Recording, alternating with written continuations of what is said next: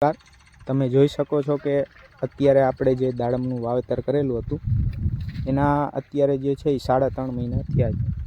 તો અત્યારે જે છે આપણે બેઝલ ડોઝ છે ભરવાનું ચાલુ છે. બેઝલ ડોઝમાં આપણે જે છે એ 10 કિલો છે છાણિયું ખાતર નાખેલું છે.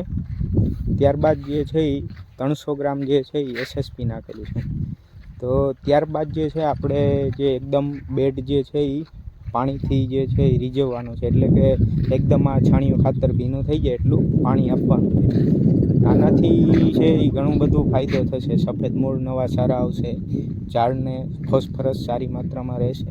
ત્યારબાદ શું કરવાનું છે કે આપણે જે એસએસપી આવી એ એસએસપી જે છે એ જે ફોસ્ફરસ છે અને છોડ જે છે એ 15 થી 20% જે છે એ ઉપયોગમાં લઈ શકે છે. તો એટલે કે પ્લાન્ટને ઓછો અવેલેબલ થાય છે. તો આપણે એના માટે જે છે એ 15 થી 20 દિવસ બાદ આમાં પીએસબીના બેક્ટેરિયા આપીશું. એનાથી શું ફાયદો થશે કે જે પ્લાન્ટ જે છે એ સરળતાથી જે ફોસ્ફરસ છે એને જે પીએસબીના આપણે બેક્ટેરિયા આપીએ એ અવેલેબલ કરે. આભાર.